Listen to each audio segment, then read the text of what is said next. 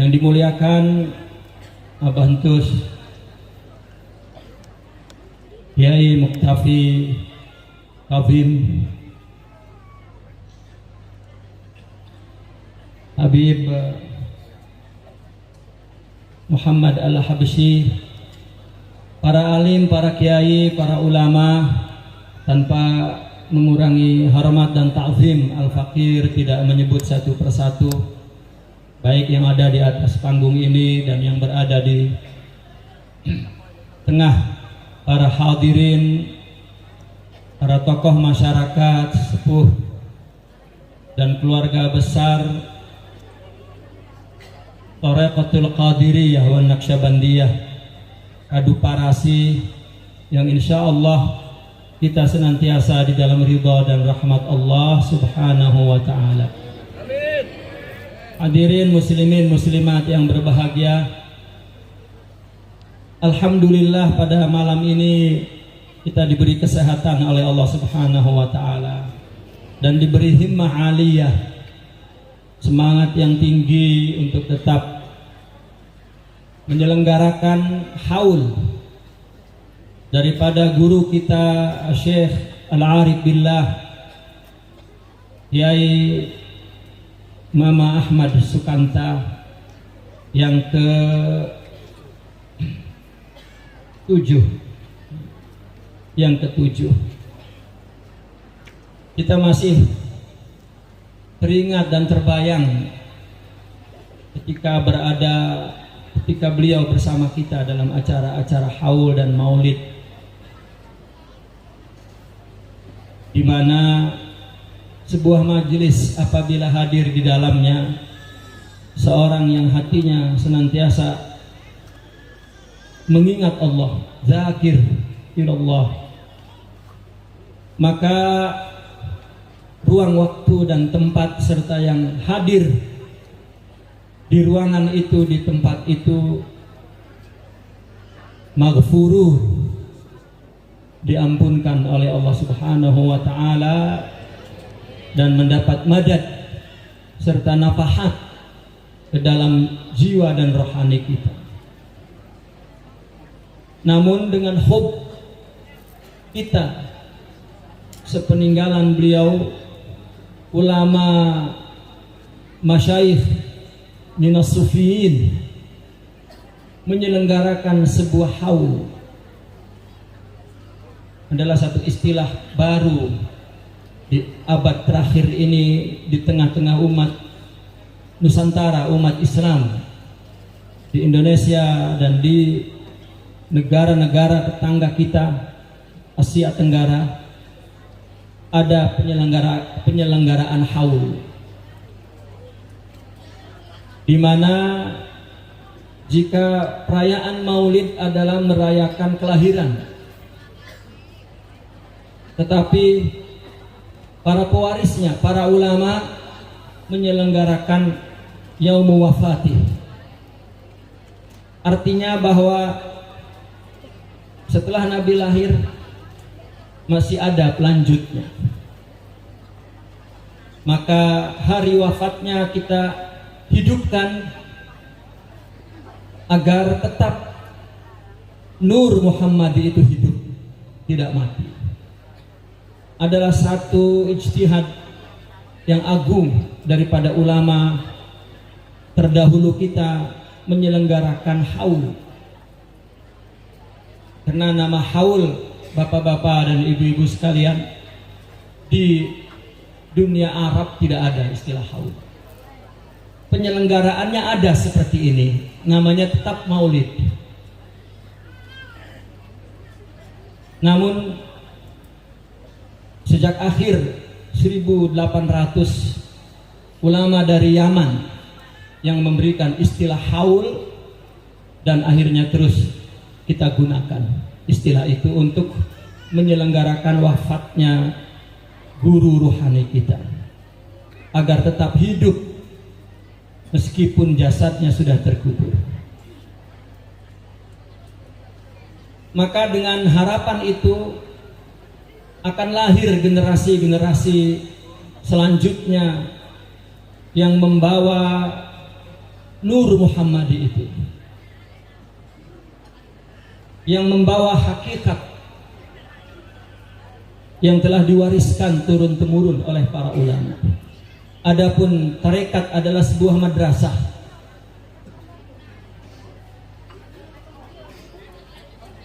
Sedikit dalam kesempatan ini kita ingin bersama-sama kembali memahami istilah-istilah di dalam tasawuf yang mengekalkan dan yang menetapkan adanya madrasah tasawuf dan disebut tariqah. Itu adalah sejak Sultanul Auliya wal Arifin Syekh Al-Imam Abdul Qadir Al-Jilani radhiyallahu anhu arda. Di tangan beliaulah sampai hari ini seluruh tarekat apapun namanya, manhajnya di dalam tarekat itu tidak dirubah. Tidak ada mujtahid dalam tasawuf yang merubah sistem atau manhaj di dalam sebuah tarekat sejak ditetapkannya oleh Sultanul Auliya Syekh Abdul Qadir Al-Jilani. Kita mengenal di dalam tarekat ada 3 istilah: takhalli, tahalli, dan tajalli. Atau istilah lain at-tazkiyah, wat-tasfiyah, wat-taraqqi. Atau ada lagi istilah lain at-tatahhur, wat-takhalluq, wat-tahaqquq. Dan ada istilah yang umum at-taqwa, wal-istiqamah, wal-fana. 3 marhalah itu di zaman Syekh Abdul Qadir Al-Jilani ditetapkan. Tak ubahnya seperti kelas. Meskipun aurad di setiap tarekat itu berbeda-beda, tapi tetap yang dicapainya atau marhalahnya adalah 3 tersebut. Di zaman sebelum Syekh Abdul Qadir Al-Jilani, ulama sufi itu hanya melakukan tarqiyah atau sebagai guru untuk fana, untuk mendapatkan syuhud dan ma'rifah, atau taraqqi atau tahakkuk. Adapun 2 marhalah sebelumnya dulu dilakukan oleh semua ulama. Contoh di zaman Al-Imam Abu Hanifah An-Nu'man radhiyallahu anhu. Beliau adalah seorang sufi. Beliau punya 2 murid. Yang pertama Al-Imam Abu Yusuf, yang kedua Al-Imam Dawud At-Ta'i. 2 orang ini belajar di tangan Al-Imam Abu Hanifah dan mendapatkan taklim, pengajaran ilmu, dan juga tazkiyah, pembersihan jiwa, bahkan tasfiyah. Al-Imam Abu Hanifah telah memberikan aurad zikir kepada Syekh Dawud At-Ta'i. Namun kapasitas Al-Imam Ibn Taimiyah tidak sampai kepada taraqqi. Karena mungkin tingkat wilayah seseorang sama, tapi izin untuk taraqqi, mewarisi agar murid itu syuhud dan ma'rifat, tidak semuanya mendapatkan izin itu dari gurunya. Orang boleh diizin membaiat orang lain dari gurunya, tapi belum tentu ada izin untuk membuat murid itu ma'rifat dan syuhud. Dahulu tazkiyah dan tasfiyah ini atau takhalli dan tahalli ini ada di madrasah-madrasah ilmu dan taklim. Setiap guru ulama mengajarkan ilmu sekaligus juga mensucikan jiwanya. Namun ketika sudah sampai ke tingkat tasfiyah atau tahalli, ketika seorang ulama itu tidak ada izin untuk marhalah taraqqi, maka diserahkan kepada mursyidin. Oleh karena itu Imam Abu Hanifah Nu'man ketika selesai mengajarkan ilmu dan juga mentazkiyah serta mentasfiyah, maka beliau memilih siapakah yang patut untuk terus nyambung ke tarbiyah. Di antara dua murid utamanya Al-Imam Abu Yusuf dan Imam Daud At-Tai, atas firasat Imam Abu Hanifah memerintahkan Imam Daud At-Tai untuk datang ke Al-Imam Habibil Ajami. Idhab ilaihi hana waktu fanaik wa waktul amal. Pergilah ke Imam Habib au Hubaib Al-Ajami, tiba waktunya untukmu untuk amal dan fana.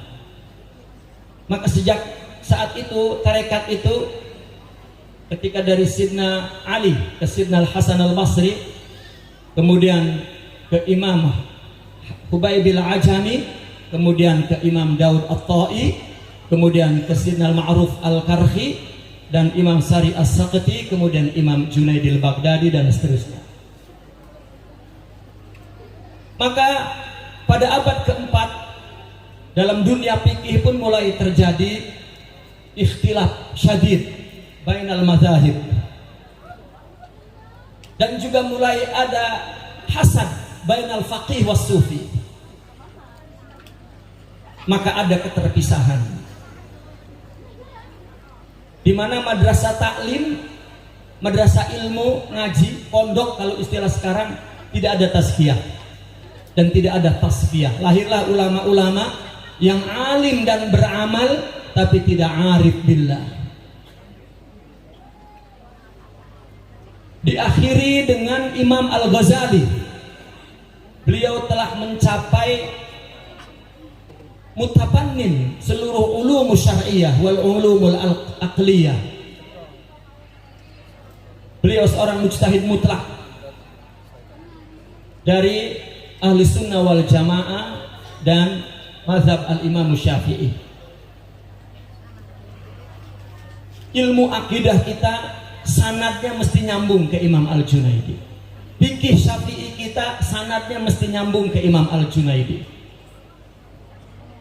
Tidak ada di zaman Imam Al-Ghazali, maksud saya.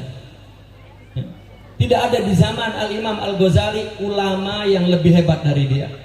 Karena telinga beliau tidak boleh mendengar ada orang alim, beliau akan datang untuk dialog, untuk memastikan siapa yang paling alim. Maka di zamannya beliau digelari Hujjatul Islam, pembicara Islam. Dan beliau telah mencapai mujtahid mutlak sebenarnya. Namun di tengah ketinggian ilmu dan amalnya, beliau mengalami kekeringan syuhud dan ma'rifat. Maka dan seterusnya, dalam kondisi ilmunya tinggi, amalnya tinggi, beliau datang ke ulama sufi dan hanya mengambil tarakki saja untuk syuhud. Maka sejak saat itu kita mendengar cerita bahwa ketika Imam Al-Ghazali meninggalkan madrasahnya, maka di bulan atau di hari yang sama, Al-Imam Sultanul Aulia Syekh Abdul Qadir Al-Jilani masuk ke Baghdad.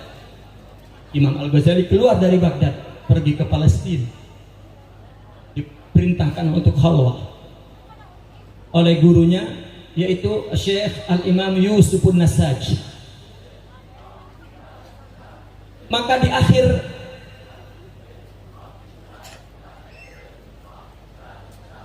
perjalanan tarakki, Imam Al-Ghazali menulis kitab Ihya Ulumuddin.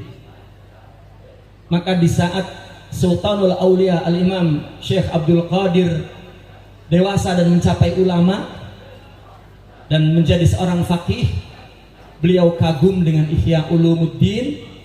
Kemudian ketika beliau diangkat menjadi khalifah oleh gurunya sekaligus irsyad, maka diubahlah di tangan beliau madrasah tasawuf itu, di mana sebelum itu seorang mursyid hanya menangani tarakki, Sedangkan tazkiyah dan tasfiyah ditangani oleh ulama-ulama ketika mengajar ilmu. Tetapi oleh Syekh Abdul Qadir, karena madrasah-madrasah ilmu sudah tidak ada tazkiyah. Orang belajar ya, sudah untuk mencari kedudukan. Orang belajar sudah untuk mencari dunia. Bahkan pada saat itu timbulnya para pengaku-ngaku sebagai mursyid tarekat. Maka Syekh Abdul Qadir Al-Jilani mengubah, di tangannya lah dimasukkan tazkiyah dan tasfiyah ke dalam madrasah tasawuf.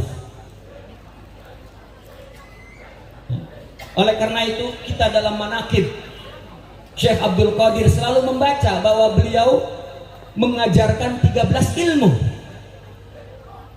Malam tertentu membaca hadis, membaca tafsir, membaca fikih. Salah satu muridnya Al-Imam Ibn Qudamah, seorang faqih Hambali. Di muqaddimah kitabnya beliau bercerita bahwa tafaqqahtu, aku belajar ilmu semuanya dari tangan Syekh Abdul Qadir Al-Jilani, wa akhadtul khirqata anhu. Khirqah itu adalah sebuah simbol bai'ah, dan aku berbaiat dari Syekh Abdul Qadir Al-Jilani. Maka di zaman Sidi Abdul Qadir, ta'lim, tazkiyah, tasfiyah, tarkiyah ada dalam madrasah tarekat dan tasawuf. Lahirlah dari madrasah Al-Qadiriyah para ulama yang alim dan juga arif. Itu sebab manaqibnya dibaca oleh kita, bahkan menjadi wirid, karena sejarah beliau sangat penting bagi kehidupan umat Islam, ilman wa amalan, aqlan wa ruhan. Dan kemudian di akhir zaman ini ulama juga terus berijtihad. Maka mulai ada seorang murabbi mengizinkan muridnya untuk memberikan talqin. Karena mungkin jumlah semakin besar, jarak jauh, maka agar bersambung, maka ada penyambung tangannya. Seorang yang diizinkan atau beberapa orang yang diizinkan untuk mentalqin zikir, yaitu melakukan tazkiyah, melakukan tasfiyah. Adapun melakukan tarqiyah, irsyad, itu hanya dapat dilakukan oleh al-mursyidul kamil, al-mursyidul kamil. Namun bapak-bapak dan ibu-ibu sekalian, hadirin muslimin muslimah, ketika kita melihat sejarah di Nusantara ini, kita teringat dengan al-auliya utis ahwali songo. Dulu tarekat mereka adalah Satariyah. Kita mendengar bahwa Kanjeng Sinuwun Maulana Syarif Hidayatullah, beliau adalah Satariyah dan Tabarruk Syaziliyah dan juga Wal Qadiriyah. Namun ringkasnya datanglah penjajahan demi penjajahan, maka generasi itu hilang. Muncullah di abad 1800, yaitu awal abad 19, generasi-generasi baru yang memang sanad torekotnya tidak bersambung kepada leluhurnya Wali Songo, dan karena mengalami keterputusan, diganggu oleh penjajahan, maka kemudian dia menyambungkan sanad tarekat ke Mekah.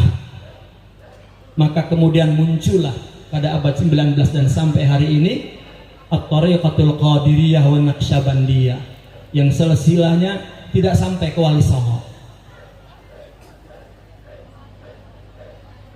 Nabi pun bersabda bahwa setiap abad ada pembaharu. Namun yang perlu kita pahami bahwa tarekat itu muta'addidah, banyak. Wal haqiqatu wahidah. Hakikat itu satu. Bahwa yang memasukkan rohani, nur ke dalam rohani, ke dalam jiwa hamba adalah Allah. Oleh karena itu orang-orang sufi menyebut maqamat ruhiyah yang ada dalam jiwanya dengan nama Nur Muhammadi. Karena mereka adalah pewaris dari Rasulullah Shallallahu Alaihi Wasallam. Ada satu perumpamaan, nur itu tunggal, hakikat itu tunggal, marifat itu tunggal, syuhud itu tunggal. Namun Allah memberikannya kepada kotak tubuh berbeda-beda.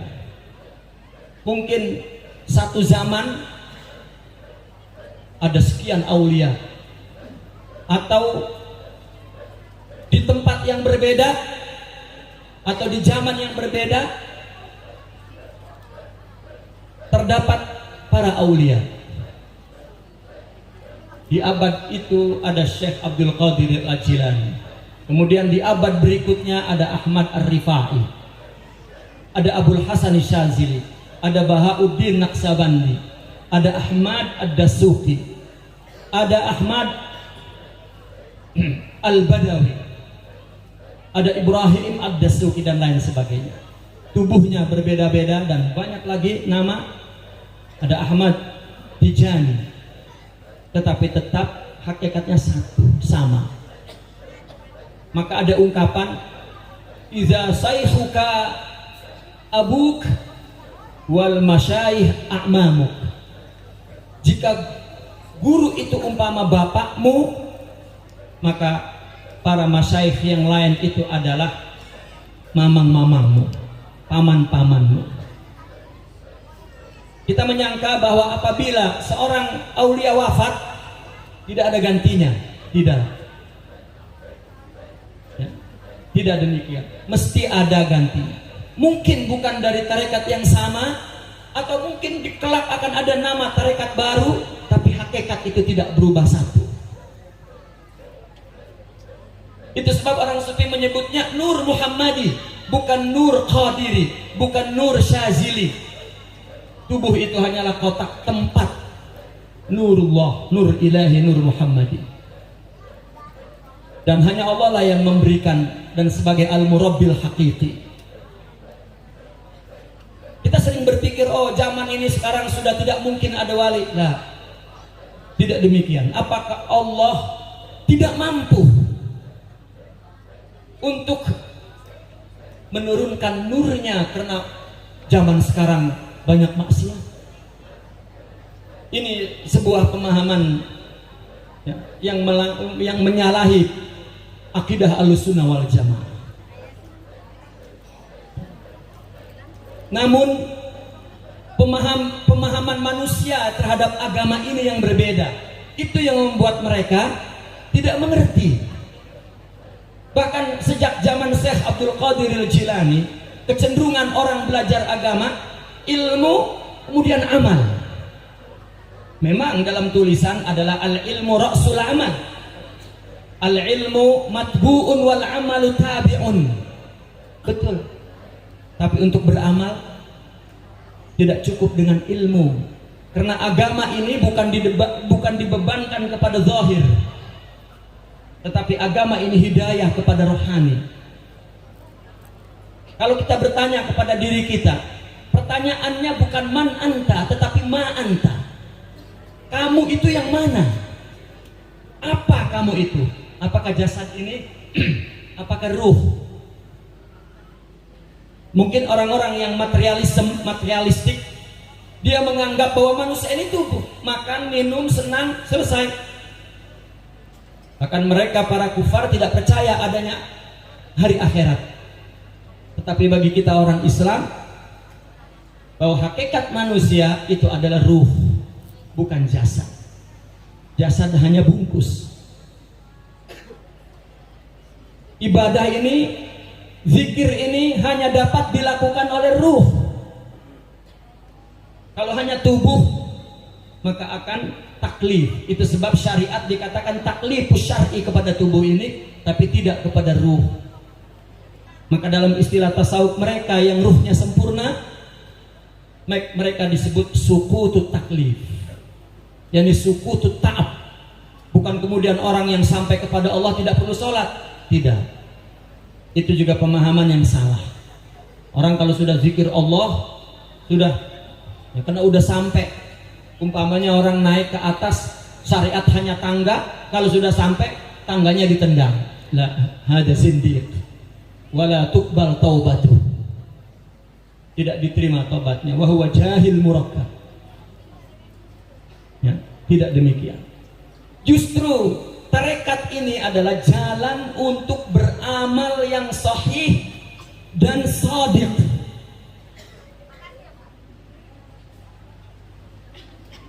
Itu sebab Al-Quran pun dikatakan Dzalikal kitabu la raiba fihi hudan lil muttaqin. Isi Al-Quran itu kebenaran, tidak ada keraguan, bimbingan bagi orang yang takwa. Wat taqwa hahuna, takwa itu di sini. La hahuna, Nabi menjulurkan lidahnya dan menunjuknya, bukan di lidah. Nah, oleh karena itu banyak umat Islam tidak mengerti bahwa dia perlu kepada tarikat itu, perlu kepada tasawuf itu untuk mengamalkan agama yang benar. Al-Imam Abul Hasan Isyadzili pernah bertanya kepada gurunya sebuah makna hadis, ya syaikhi ma ma'nal hadis. Rasulullah berkata, yassiru wa la tu'assiru, ad-dinu yusrun, yassiru wa la tu'assiru. Agama itu mudah, permudah, jangan dipersusah. Maka dijawab oleh guru Al-Imam Abul Hasan Syadzili, yaitu Syekh Al-Imam Abdus Salam Ibn Masis, dulluhum ala Allah, ajak orang menunjuk, berilah petunjuk orang kepada Allah, la al-amal, bukan kepada amal. Lalu beliau mengatakan, man dallaka alal a'mal faqad at'abak. Waman, pertama, man dallaka alad dunya faqad ghasyak. Man dallaka alal a'mal faqad at'abak. Man dallaka alallahi faqad arahak. Barang siapa yang menunjukkan orang kepada dunia, nyari ilmu untuk dunia. Sekarang ada, ya sekarang orang sudah, ya bukan sekarang, sejak lama, sejak beberapa ratus tahun yang lalu. Belajarlah nak, kamu nanti kaya, kamu pangkat, kamu bla bla, ya, itu dunia. Faqad ghasya, dan itu menipu. Man dallaka alal a'mal, orang menunjukkan kepada amal, ilmu amal at'abak, meletihkan. Man dallaka 'ala Allah, barang siapa yang menunjukkan kepada Allah, faqad arah, maka itu meringankan, merehatkan. Jadi agama ini akan mudah, akan rehat, sebagaimana perintah Nabi, permudah apabila dibersihkan jiwanya, tazkiyah, dilawan nafsunya, itu tazkiyah. Kemudian kalau tazkiyatun nafs, melawan nafsu dengan zikir, dengan mujahadah, dengan riyadhah, dan kemudian tasfiyah dengan menjaga panca indera. Karena mata, telinga, mulut, pikiran, perut itu salurannya ke hati. Jika haram, hatinya kotor, tidak sofa, maka dibersihkan. Baru masuk nur, maqamat ruhiyah, seperti yang disebutkan dalam kitab tasawuf. Apabila punya nur itu, maka punya ruh Nabi, punya akhlak Nabi, punya nur Nabi. Maka ibadah yang kita lakukan mesti seperti Nabi zahirnya, syariatnya, maka hakikatnya pun akan sama seperti Nabi. Maka dengan begitu kita dapat melakukan ibadah dengan mudah. Itulah yassiru wala tu'assiru. Agama menyuruh memberi. Tasawuf memasukkan sifat dermawan. Memberi tanpa sifat dermawan berat. Agama menyuruh tunduk. Salat adalah bentuk tunduk. Berdiri bentuk tunduk, ruku bentuk tunduk, sujud bentuk tunduk.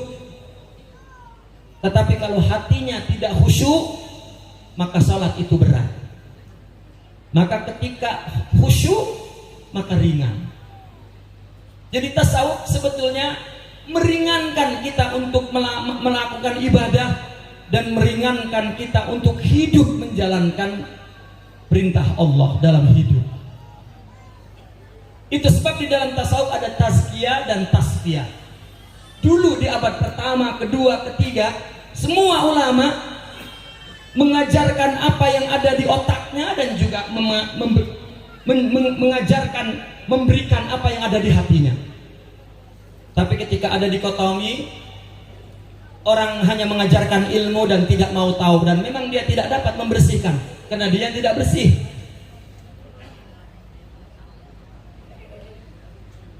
Maka itu sebabnya orang tidak dapat melakukan agama dengan yang sebenarnya. Nah, generasi seperti ini mereka tidak memprediksi dengan tasawuf dan tarikat. Terlebih lagi ada kaki tangan daripada musuh Islam, daripada imperialisme barat yang memang diciptakan untuk menyerang tasawuf secara khusus. Seolah-olah ingin meniadakan dalam agama itu tasawuf dan tarikat. Seolah-olah ingin meniadakan para aulia itu dalam barisan ulama Islam. Itu satu lagi yang membuat orang ketika menuntut ilmu lalu bertemu dengan kelompok ini makin tidak mengerti dengan tasawuf, dengan aulia, dengan arifin, dengan mutahaqqiqin. Oleh karena itu kita mesti paham betul bahwa tasawuf itu sebenarnya litaraqi. Maka Imam Ahmad Jaruk mengatakan, ketika ditanya apakah kita masih perlu guru, tidak cukup kitab. Maka kemudian ketika itu dalam kekuasaan Spanyol di Espanya,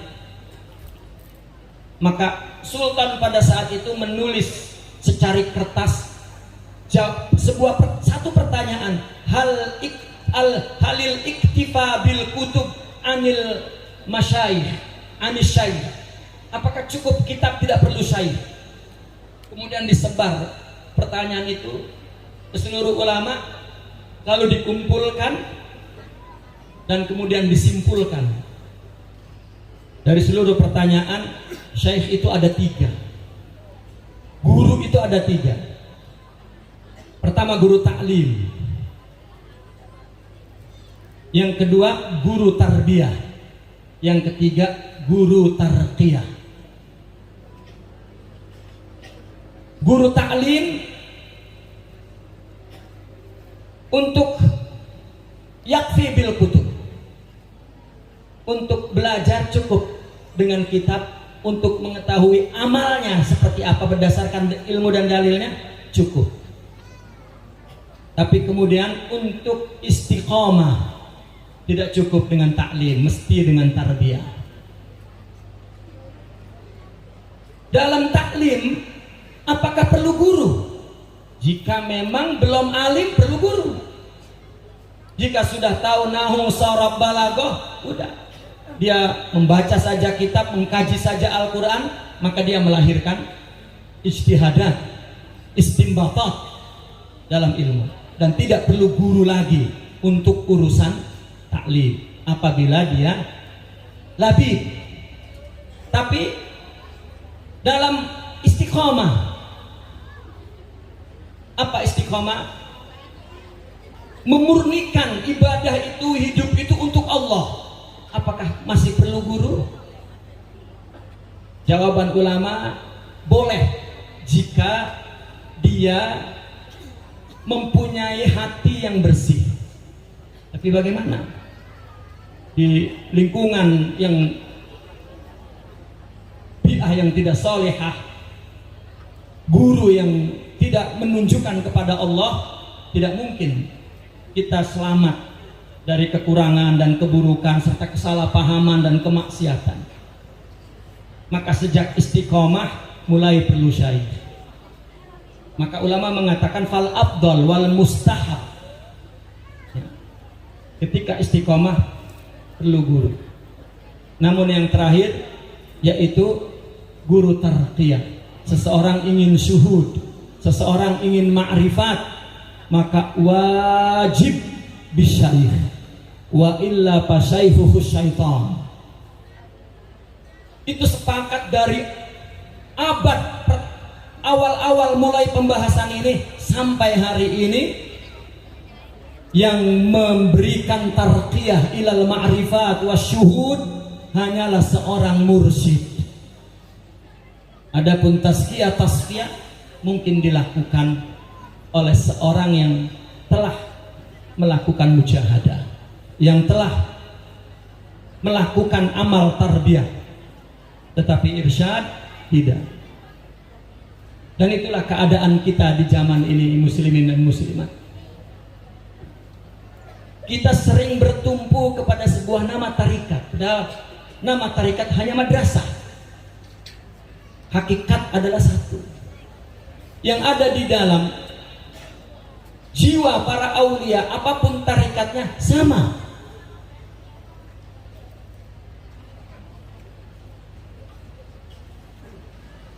Ada sesuatu yang ingin saya terangkan secara runut. Al-murid, murid itu dibagi dua. Ada yang masih tujuannya lil jannah, dan yang kedua yang tinggi sudah tujuannya lillah.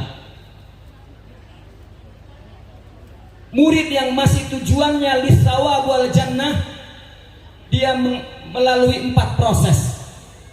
Pertama al-faqr, kedua al-khidmah, ketiga al-ibadah, keempat az-zuhud. Itu sebab orang-orang sufi sering menyebut dirinya al-faqir, al-khadim, dan sering orang-orang sufi dikenali ahli ibadah, al-abid, dan sering orang-orang sufi dikenali az-zahid, zuhud. Padahal 4 sifat ini adalah proses atau marhalah ruhiyah yang dilalui oleh seorang murid. Pertama faqr. Fakar ini bab tasawuf, bukan bab fikih. Fakar di bab fikih lain, yang mendapatkan zakat. Ini fakar ruhiyah ilallah, nahnu fuqara'u ilallah. Pertama-tama orang masuk kepada sair ilallah mesti mempunyai sifat fakar, perlu kepada Allah. Itu sebab dalam bab lain, orang jika belum tumbuh rasa takut kepada Allah, maka dia tidak akan berjalan menuju Allah. Kita takut ini, kalau takut kepada harimau, kita lari menjauh dari harimau. Hatta para suami takut kepada istri, lari dari suami. Tapi tidak takut kepada Allah. Takut kepada Allah semakin mendekat. A'udzubika minka, aku berlindung dengan engkau dari engkau. A'udzu biridhaka min sakhatik. Seperti seorang anak kecil yang ketika ibunya mengancungkan kayu, dia takut dan lari ke pangkuan ibunya. Maka takut itu adalah yang menggiring dia untuk fakir, untuk perlu kepada Allah. Itu sebab orang yang ingin bertarekat tidak terus baiat. Sepatutnya hadir di majelis hikmah wal mawaiz wan nasaih, nasihat, agar tumbuh rasa takut. Karena apabila takut mesti akan menuju taubat, dan berarti dia sudah berjalan menuju kepada Allah. Karena tasawuf disebut as-sair ilallah, berjalan kepada Allah. Kalau tidak takut kepada Allah, meskipun bacaan zikirnya sudah sampai tahap apapun, dia berjalan di tempat tidak sampai kepada Allah. Wallahil azim wan nabi. Takut. Apabila takut dia lari ke Allah. Maka itu sebab akhlak pertama, makom pertama at-taubah. Tidaklah lari ke taubat kalau tidak khauf. Maka sifat pertama yang ditumbuhkan dalam jiwa seorang murid al-faqr. Maka para wali pun nyebut dirinya rendah al-faqir. Padahal sifat al-faqr itu ditanamkan sejak mula-mula bertarikat. Apabila sudah lulus, maka al-khidmah, disuruh khidmat kepada guru. Dulu Pak, orang ngikutin wali enggak ngaji, ngajinya dikit, bawain sendal, bawain kitab, khidmah, pulang soleh. Kita ngaji dari pagi sampai tengah malam, kita berpuluh-puluh kitab hatam, pulang iblis. Kenapa? Enggak dapat waris ruh. Tidak ditanamkan sifat fakir kepada Allah, sifat khidmah. Maka orang-orang sufi mengatakan an-asyari'atu hiyal khidmah. Ibadah identik dengan khidmah. Pak, kita berbuat baik kepada siapapun, hakikatnya khidmat kepada Allah. Kepada istri, kepada suami, kepada anak, kepada orang tua, kepada tetangga, kepada guru, kepada murid. Setiap mursyid mentalnya khidmah, adalah khodim gurunya dulu. Ditanamkan karakter rasa pakar itu sampai jadi karakter, sampai jadi akhlak, baru ditanamkan sifat khidmah. Orang khidmah bukan bisnis tanpa pamrih. Kenapa guru dulu sering menghinakan murid? Agar ada sifat khidmah dan juga menghilangkan sifat ghadabiyah, takabur. Karena ma'rifat, ilmu tidak akan masuk ke dalam hati yang takabur. Dan guru merendahkannya. Kita melihat guru-guru kita dulu, kalau ada murid manja, sepertinya dia tidak mengerti melayani, berbuat sesuatu, padahal dia adalah seorang khodim dulunya. Mental khidmah sudah tertanam dalam dirinya. Setelah khidmah melekat dalam dirinya, dia khadimullah, baru kemudian ibadah. Ya, baru ibadah, ibadahnya banyak, abid. Apabila ibadahnya sudah tinggi, kemudian zuhudnya ditanamkan. Tentunya zuhud adalah harta ada di tangannya tapi tidak ada di hatinya, itu zuhud. Apabila dia naik terus, selesai tingkat pertama murid ini, mesti setelah zuhud dia akan pindah kepada ibadah, kepada hidup menuju kepada Allah, bukan kepada pahala. Maka yang dicapainya adalah ikhlas, sifat ikhlas. Pada abad tertentu, kelas 2 ini, katakan kalau kita umpamakan sekarang, seorang murid baru dinamakan mutasawwif. Kalau ini belum. Secara majazi semuanya sufi, mutasawwif, tetapi secara hakiki baru dinamakan mutasawwif apabila dia punya sifat faqr wal khidmah wal ibadah wal zuhud. Baru kemudian naik ikhlas, ibadah hanya murni karena Allah. Dan disinilah sebetulnya mulai tarikat. Maka ada dalam satu perkataan ulama, tasawwufu ahadin ala qadri sidqi tawajjuhihi ilallah. Kalau ingin tahu tasawufnya kita nih, berapa tegaknya orientasi hati kita, tujuan kita dalam hidup ini hanya untuk Allah, berapa kelurusan itu. Sebesar itu kelurusannya, sebesar itu tasawufnya. Dan ini setelah dia ada zuhud dan seterusnya, maka disebut mukhlisi.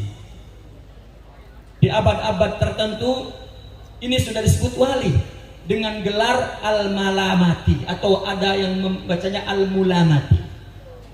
Orang yang ibadahnya tidak ingin diketahui oleh selain Allah, Allah saja.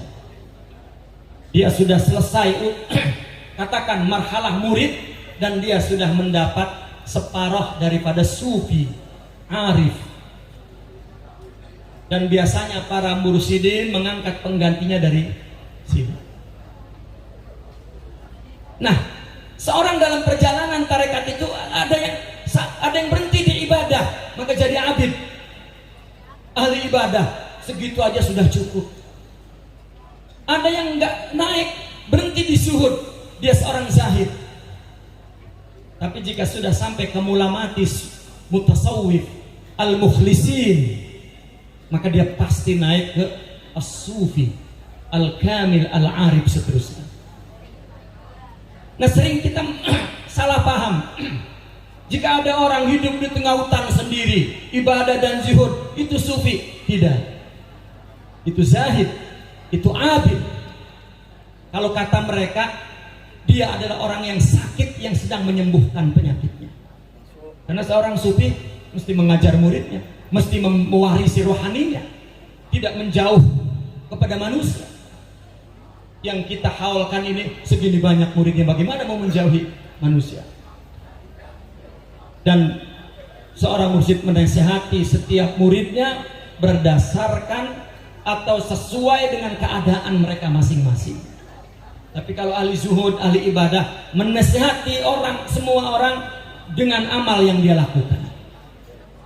Itu bedanya. Nah, maka kabur, istilah sufi pun kabur. Seorang sufi, seorang yang mempunyai sifat fakir, sifat khidmah, sifat ibadah, sifat zuhud, sifat ikhlas. Jika dia bersama orang ahli ibadah, maka dia ibadahnya kelihatan. Jika dia bersama orang khidmah, dia lebih berkhidmah, dan seterusnya. Maka oleh karena itu, di zaman sekarang, kalau dulu, Pak, kenapa ada penjelasan orang masuk tarekat tidak perlu ilmu, ya masuk saja, ya. Sering kita dikritik, syariat dulu baru hakikat. Zaman dulu orang masuk tasawuf langsung ke taroki, kemudian berubah di tangan Syekh Abdul Qadir Al-Jilani dari taklil, tazkiyah, tasfiyah, baru tarqiyah. Nah, kemudian kita melihat realita di abad 20 ini, banyak pondok pesantren yang menjauhkan tarekat. Para ulamanya soleh, ahli bir, soleh, tapi bukan arifin. Dia membekali ilmu dan mencontohkan amal zahir, tapi tidak mewarisi rohani.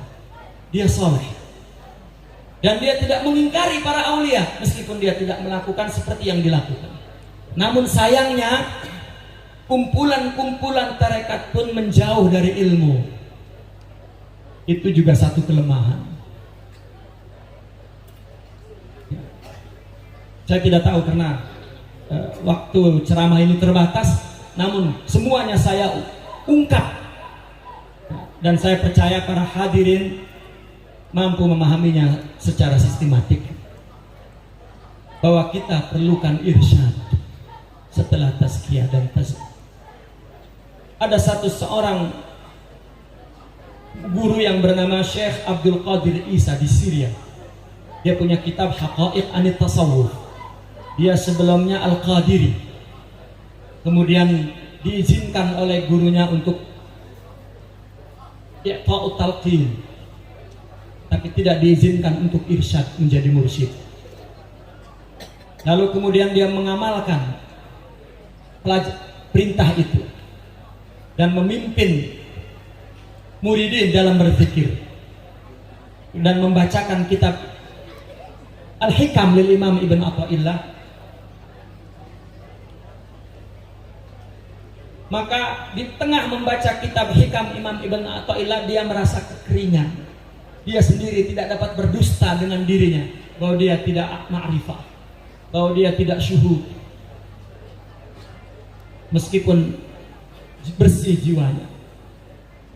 Maka dia tinggalkan majelis itu dan dia mencari guru. Pergi ke Masjid Al-Imamul Kabir di Damaskus, Masjid Umayyah. Lalu dia melihat banyak halaqah para sufiyin dan ulama, dan dia tertarik dengan satu halaqah yang muridnya jumlahnya sedikit, maka duduklah di situ. Dan tarekatnya bukan Qadiriyah, Syaziliyah. Kemudian dia masuk menjadi muridnya dan dia tahakkuk di situ, tarakki di situ, dan diizinkan menjadi mursyid setelah wafat gurunya. Maka dia sebut tarekatnya Al-Qadiriyah Asy-Syaziliyah. Qadiriyah tarbiyatan wasyaziliyah haqiqatan. Jadi yang sebenarnya tasawuf itu hakikat. Seperti juga KKM kita ini, Al-Imam Ahmad Khatib Sambas radhiyallahu anhu. Beliau tarbiyah wa haqiqah di Qadiriyah. Kemudian ada ulama Naqsabandi memberikannya khilafah irsyad di Naqsabandi tanpa ada tarbiyah, tetapi dia sudah tarbiyah. Artinya sudah tazkiyah, tarqiyah, tahakkuk di Qadiriyah, kemudian mendapat izin sebagai khalifah Naqsabandi, maka digelarinya, dinamakannya tarekatnya Qadiriyah Naqsabandiyah. Tarekat kita Qadiriyah, hakikatan wa tabarrukan Naqsabandiyah. Nah, yang perlu dipahami, tarekat itu adalah memberikan hakikat. Adapun tazkiyah dan tasfiyah mungkin kepada siapa saja. Maka terkadang seorang wali melihat seorang yang memang sudah bersih, terus diberikan khilafah. Ya. Setelah diterbiah, seperti yang terjadi pada Imam Al-Ghazali, yang terjadi kepada Imam Asy-Sya'rani,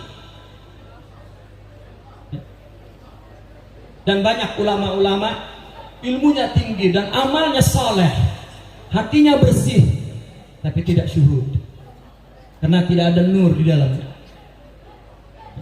Sampai hari ini ajma'u, sepakat para mursyidin, tarqiyah wa tahakkuk wajib bisyaikh. Dan kita berdoa semoga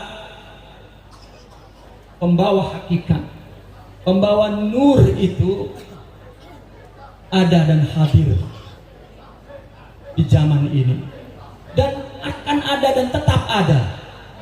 Apakah tarekatnya sama atau berbeda, itu tidak menghalangi, karena hakikat itu tidak ada namanya, tidak ada madrasahnya. Hakikat itu wahidah, disebutnya hakikat Muhammadiyah. Kalau tarekat Syaziliyah, Qadiriyah, Naqsabandiyah, tapi hakikat Muhammadiyah. Tapi bukan berarti ada tarekat namanya Muhammadi, tidak. Tidak ada. Semua tarekat untuk mendapatkan hakikat Muhammadiyah. Muslimin dan muslimat yang berbahagia, kita hadir di sini itu adalah karena limpahan hakikat daripada Al-Mursyid dan limpahan nafahat wal anwar. Kita mesti wafak, setia melakukan tazkiyah dan tasfiyah. Karena ketika kita belum berzikir, hatinya belum syuhud, kita jangan tinggalkan wirid ini, jangan tinggalkan zikir itu, jangan tinggalkan mujahadah itu. Ketika kita belum dapat melupakan sang guru, sang murabbi, dan belum mendapatkan guru baru, janji jangan ditinggalkan wiridnya, jangan ditinggalkan amalannya, jangan ditinggalkan halaqah zikirnya, sehingga Allah menurunkan nur ke dalam hati kita dan mendapat izin. Dalam waktu tertentu mungkin ada seorang mursyid mengizinkan salah satu di antara kita untuk terus melanjutkan madrasah yang mulia ini apabila dia telah mendapatkan limpahan hakikat itu. Jadi tidak dapat dengan iddia mengaku-ngaku, tidak. Karena yufsiduhu aksar min islah, merusaknya lebih besar daripada memperbaiki jiwanya menuju kepada Allah Subhanahu wa ta'ala. Dan kita tidak perlu pesimis, karena al-murabbil haqiqi huwallahu ta'ala. Muslimin dan muslimat yang berbahagia, Al-Fakir pun merasa bersyukur sempat bertemu dengan almarhum al-maghfurlah. Apapun ketika orang hidup bersama ahlillah, az-zakir lillah, maka Allah ya, tidak akan dapat, tidak memberi tidak bakhil, artinya tidak akan membiarkan ketika orang yang pernah bersama az-zakir, bersama al-arif, mesti dia mendapatkan nafahat dari Allah, karena yang memberikan bukan manusia tetapi Allah Subhanahu wa taala. Yang penting kita sidik kepada Allah Subhanahu wa taala dan ingin Allah yang terakhir. Ketahuilah bahwa perjalanan tasawuf adalah perjalanan sidik tawajuh. Hidup kita, ibadah kita, perbuatan baik kita mesti kita tujukan karena Allah saja. Itu berarti bertasawuf. Zikir, mujahadah itu adalah cara, obat, senjata untuk membetulkan hati kita agar menuju kepada Allah. Dan kita terus belajar ilmu, membersihkan hati dan meluruskan hati untuk sidik kepada Allah, maka Allah akan memberikan limpahan nur atau hakikat Muhammadiyah, asrar ilahiyah ke dalam jiwa kita semua.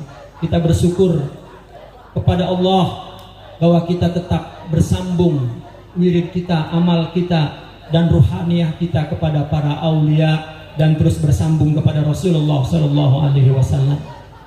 Aqulu ma tasma'un, itu saja yang dapat Al-Fakir sampaikan, dan kehadiran Al-Fakir pun adalah tabarruk kepada majelis yang mulia ini.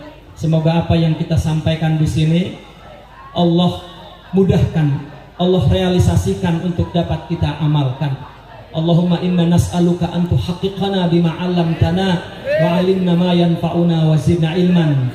Allahumma inna nas'aluka ilman nafi'a wa nuran sati'a wa qalban khashi'a wa badanan sabira wa shifaan min kulli da'. Allahumma akhrijna min dhulumatil wahm wa akrimna binuril ilmi wal fahm.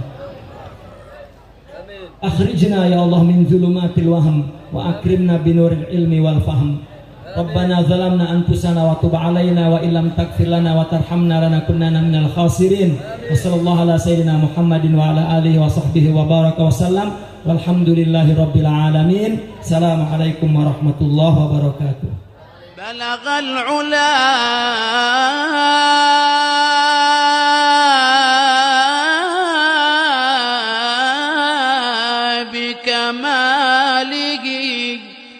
كشف الدجى بجماله